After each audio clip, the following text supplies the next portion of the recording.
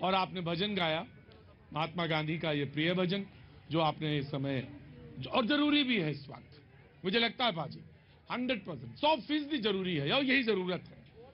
कहां सामंजस्य, कहां कैसे सामंजस्य सोसाइटी में बनाया जाए। मैं तो अक्सर कहता हूं कि आपके पास 2 आईने रखने चाहिए, एक आईना पत्रकारों को जरूर निश्चित तौर से सामने दिखाना चाहिए और एक आईना अपने पास रखना चाहिए जिसमें वो अपनी भी सूरत देखते रहें। परेशान मत होइए, तो ये दुनिया में चलता रहेगा, इधर ही देखिए, मेरी तरफ ही देखिए। और एक आईना आपको अपने पास रखना चाहिए जिसमें सूरत अपनी देखें जरूर कि हम कहां पे खड़े हैं और किस तरह पे और किस जगह पे जा रहे हैं। और ये बहुत जरूरी है, ये बहुत जरूरी, निहायत जरूरी है। जहां पे बात का सिलसिला खत्म किया था, मैं शैलेंद्र जी से शुरू करूंगा, and then I am coming to you. जी जनाब। जी प्रतीक जी, जो दत्तात्रेय जी के बारे में बात की जा रही थी, तो जो उन्होंने व्याख्यान दिया, एकात्म मानव दर्शन अनुसंधान की जो एक फंक्शन था उसके अंदर व्याख्यान दिया, उन्होंने क्या कहा? उन्होंने ये कहा है कि हम सब हिंदू हैं। उसका उन्होंने तार्किक कारण दिया है। वो क्यों दिया है? क्योंकि हमारे पूर्वज सबके हिंदू है, डीएनए सबका एक है। और जो लोग किसी फोर्सफुली, किसी कारणवश अगर मान लीजिए धर्मांतरण का हिस्सा बन गए, पीड़ित हुए, तो उनके लिए वो दरवाजे खोलने की बात की है। शैलेंद्र जी, एक बात बार बार रिपीटेडली कही जा रही है, ये क्यों जरूरत है इसकी? नहीं, वो इसलिए जरूरत है। देखिए प्रतीक जी, होता क्या है कि मान लीजिए पूर्व में, प्रारब्ध में, मैं एक बड़ा तथ्य आपके सामने रखना चाहता हूँ। तथ्य यह है कि हम लगभग 800 साल मुगलों के और 300 साल ब्रिटिश के गुलामी के अंदर रहे। इसको कोई इग्नोर नहीं कर सकता। आप इकोनॉमिस्ट हैं, मैं आपसे जानना चाहता हूं इस वक्त की जरूरत क्या है। मैं पत्रकारों की जरूरत छोड़िए, हमारी तो जरूरत पत्रकारों की ये है कि ये अनंत काल तक बहस चलती रहे, कोई दिमाग लगता ही नहीं इसमें। बहुत जरूरी क्या है? तुम भी वैसे खड़े हो, हम भी वैसे खड़े, हमें कुछ दिमाग लगाया? नहीं, एक रत्ती दिमाग नहीं लगाया मैंने।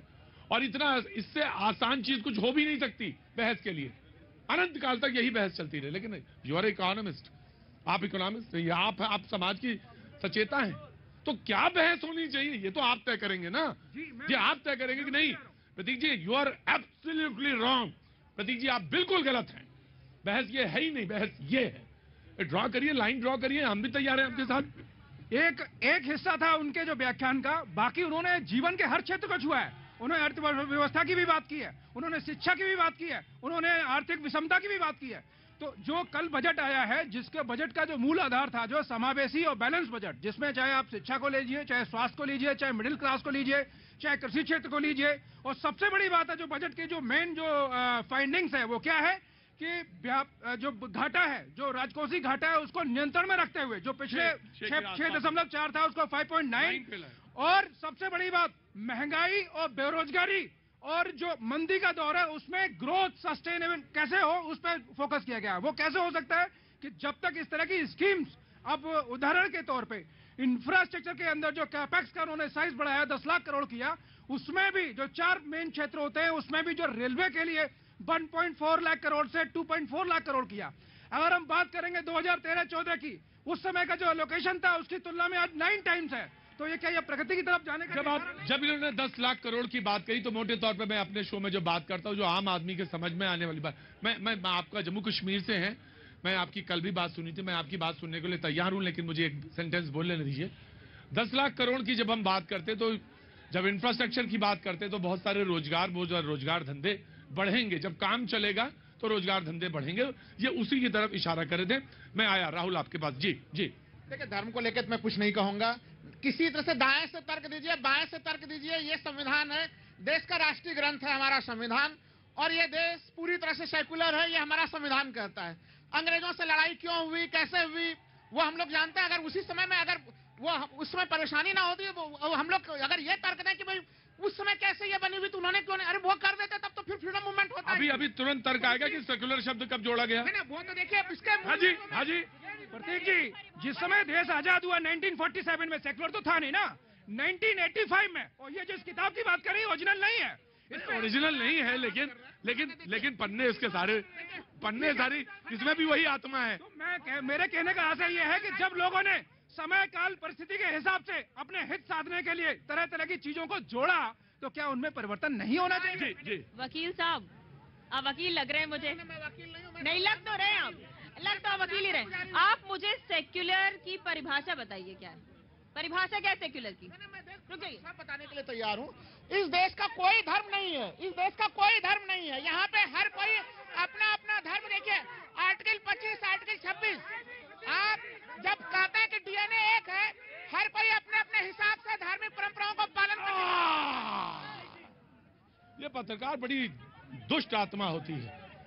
अच्छा खासा चल रहा था सब, या ये कह सकते हैं सबका अपना अपना धर्म है, सबकी अपनी अपनी निष्ठाएं हैं, सबकी अपनी अपनी आस्था है, सब लोग अपना अपना विश्वास रखें।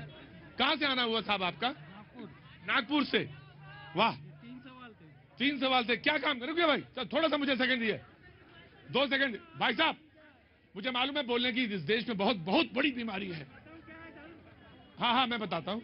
इधर देखिए, आंखें मेरी देखिए, मेरे कजरारे नयन देखिए। कहाँ उधर देख रहे हैं? इधर देखिए मेरे कजरारे नयन। हाँ, रुकिए। और मैं सिर्फ आंखों से देखता नहीं हूँ, दिल तक उतरता हूँ। उतर जाऊंगा, रुकिए 1 मिनट। हाँ भाई साहब, कहाँ से आए? नागपुर से। क्या नाम है आपका? अजय राउत। अजय राउत। राउत साहब, काम क्या करते हैं आप? हाँ, मैं टाई वेटर का काम करता हूँ शादी पार्टियों में। शादी पार्टियों में टाई वेटर का काम करता हूँ। वेटर का काम करते हैं। 3 सवाल लेके आए हैं। मैं इनका सवाल जरूर सुनना चाहूंगा। वेटर का काम करते हैं शादी वादी में। अंदर आइए, नागपुर से आए, यहीं से बोलेंगे। ये आम आदमी की शिष्टता होती है, कुछ आदमी वहीं से बोलेंगे, लगता है उतर जाएंगे। सेठ साहब नमस्कार, थैंक यू सो मच। जी जैसे जैन धर्मी है, उनके ऊपर तो कोई जबरदस्ती नहीं हुई, वो क्यों ट्रांसफर हो गए, यानी दूसरा धर्म क्यों ले लिया? पहली बात, ठीक है। दूसरा बात, बौद्ध धर्म की जरूरत ही क्यों पड़ी? कर्मकांड से क्यों परेशान थे?